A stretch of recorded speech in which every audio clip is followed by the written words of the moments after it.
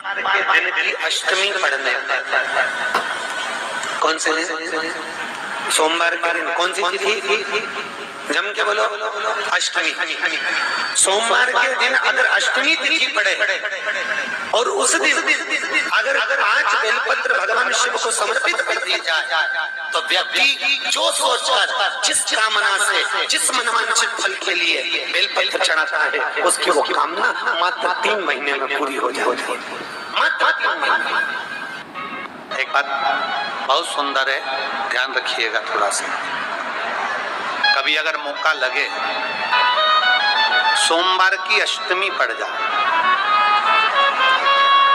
क्या पड़ जाए? सोमवार की, जम के बोलो जरा, अष्टमी। या तो सोमवार की अष्टमी पड़ जाए या हर महीने शिवरात्रि आती है, हर महीने आती है, या तो सोमवार की अष्टमी पड़ जाए या फिर सोमवार की शिवरात्रि पड़ जाए, हर महीने आती है।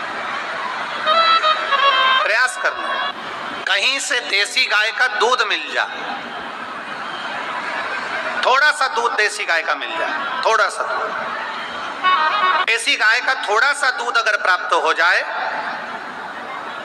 बेलपत्री के पत्ते से दूध कटोरी में लेकर, मात्र बेलपत्री के पत्रे से एक एक बूंद अगर दूध, आप एक बूंद अगर ज्यादा ना मिला हो, 1 चम्मच भी अगर आपको दूध देसी गाय का मिल गया हो और सोमवार की अष्टमी पड़ जाए या सोमवार की, जम के बोलो, शिवरात्रि पड़ जाए, उसमें केवल अगर देसी गाय का दूध मिल जाए, जर्सी गाय का नहीं हो, देसी गाय का अगर दूध मिल जाए, बेलपत्री के पत्ते से, तुम्हारे घर के अंदर अगर शिवलिंग है या मंदिर में शिवलिंग है या तुम्हारे नजदीक में कोई शिवलिंग है, उस पर बूंद बूंद, एक एक बूंद अगर शिवलिंग पर दूध समर्पित कर रहे हो, श्री शिवाय नमस्तुभ्यं, नमः शिवाय, या षडाक्षर मंत्र ओम नमः शिवाय, या 33 अक्षर का मंत्र महामृत्युंजय मंत्र, इसका स्मरण कर कर शिव जी पर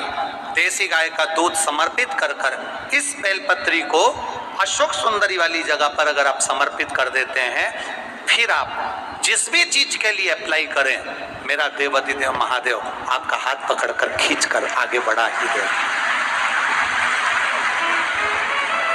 मेहनत करना, कर्म पूरा करना, पढ़ाई अच्छी करना, और पढ़ाई के साथ में विद्या अध्ययन करने के साथ में अच्छी मेहनत के साथ में देसी गाय का दूध भगवान शंकर को समर्पित करना, भगवान शंकर को समर्पित करना, देसी गाय का दूध धीरे धीरे धीरे धीरे समर्पित करना, भावों के साथ आप समर्पित करें। देसी गाय का दूध एक एक बूंद समर्पित करें, धीरे धीरे समर्पित करें। और देसी गाय का दूध जब धीरे धीरे समर्पित करें, बड़े रास्ते से, आनंद से धीरे धीरे जब आप समर्पित करेंगे, बेलपत्री वही दूध में सनी हुई बेलपत्र अशोक सुंदरी वाली जगह पर, उस समय पर डंडी का भाग शिवलिंग की ओर नहीं होना चाहिए, उस समय पर डंडी का भाग जहाँ से पानी बहकर जाता है अशोक सुंदरी की ओर से, वहाँ पर होना चाहिए। कार्य में सफलता मिलती है। शिव तत्व को धारण। सोमवार की अष्टमी का मतलब आपको इंदौर की कथा में बताया था, जिस दिन शंकर और पार्वती के मिलन का दिवस हो, और केवल एक माता पार्वती के अकेले मिलन का नहीं, 64 योगनिया तक भगवान शंकर से मिलने के लिए आती है। पीला चंदन लगा लेना। कितना लगाना है? बीच वाला जो पत्ता है उस पर पीला चंदन। जब आपको लगे कि मेरा जीवन बहुत कष्ट में है, अब ये रोग, अब ये कष्ट दूर ही नहीं हो रहा, अब ये आए दिन तकलीफ पर तकलीफ बढ़ती जा रही है, आए दिन रोग, बीमारी, पैसा घर में बच नहीं रहा, बहुत कष्टमय जीवन है, इसमें लगाओ पीला चंदन बेलपत्री की बीज पत्ती पर। महाराज, और बीज पत्ती पर जब चंदन लग जाए, लगने के बाद में ये दोनों पत्ती पर लाल चंदन लगा लीजिए। इन दोनों पत्ती के बीच में जो डंडी का भाग होता है, आपको कहा था, आपको स्मरण में होगा शायद, हमने जब बेलपत्री की महत्वता बताई थी तो उस बेलपत्री की महत्वता में कहा था ब्रह्मा विष्णु महेश ये 3 हैं, बोला था। बीच में ये बड़ी पत्ती से लेकर जो 2 पत्तियां होती हैं, इनके बीच में जो जगह बचती है, इसमें मां पार्वती के 64 योगनियां, मां पार्वती अपनी पूर्ण सिद्धि के साथ में जितनी भी देवी के स्वरूप हैं, वो माता 64 योगनियां देवी के स्वरूप में यहाँ पर विराजमान होती हैं। 2 पत्ती के नीचे से जो डंडी होती है नीचे तक, ये पूरी डंडी में 33 कोटि देवी देवताओं विराजमान होते हैं इस पूरी डंडी के अंदर।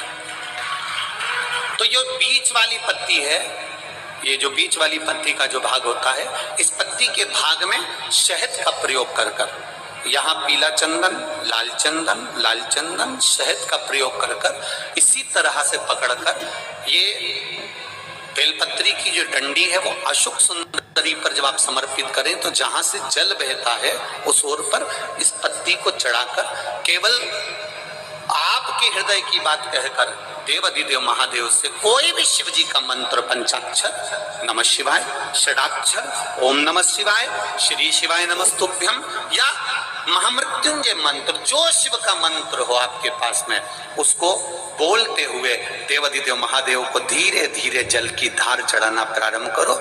जल की धार जब पूर्ण होने लगे, उसमें थोड़ा जल बचे, तब अशुक सुंदरी पर जो तुमने बेलपत्र चढ़ाई है वहां उस जलधार को चढ़ाए। ये प्रयोग आपको केवल सोमवार की अष्टमी पढ़ने पर ही करना है। कौन से दिन करेंगे? जम के बोलिए जरा।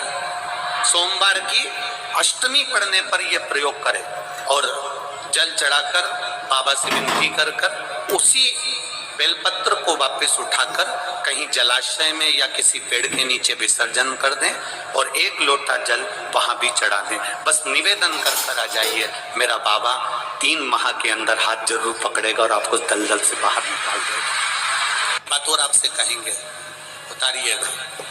जिसके शरीर में सफेद चमड़ी पड़ने लगती है, चर्म रोग हो जाता है, या चेहरे पर आंख के पास में पूरा कालापन आ जाता है, उसको हमेशा याद रखना है, लाल चंदन का लेपन पीपल के पत्ते पर करिए।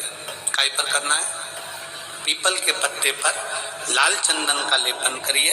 लेपन कर कर सोमवार की अष्टमी के दिन उसको लेपन कर कर वापिस निकाल कर शंकर भगवान पर उसका धीरे धीरे त्रिपुंड बनाकर लेपन करना प्रारंभ करिए। जब आप त्रिपुंड बनाकर लेपन करना प्रारंभ करें, उसके बाद उस चंदन को जो सोमवार की अष्टमी है तब निकाल कर लिया है और निकाल कर लाकर उसको डब्बी में रख लें। उस चंदन का प्रयोग चर्म रोग के स्थान पर थोड़ी थोड़ी मात्रा में करना प्रारंभ करें, पानी के साथ मिलाकर। परंतु उस चंदन को केवल 6 से 7 दिन में प्रयोग करिएगा, ज्यादा नहीं, धीरे धीरे चमड़ी। परंतु उसको सोमवार की अष्टमी के दिन सिद्ध कर कर बनाना है, उसको सोमवार की अष्टमी के दिन चढ़ाना है श्री शिवाय नमस्तुभ्यम या ओम नमः शिवाय या पंचाक्षर मंत्र या महामृत्युंजय मंत्र, जो आपको आता हो, शिव जी का जो नाम आपको याद हो उसको बोलकर चढ़ा। उसको लिया, फिर उसको अपने शरीर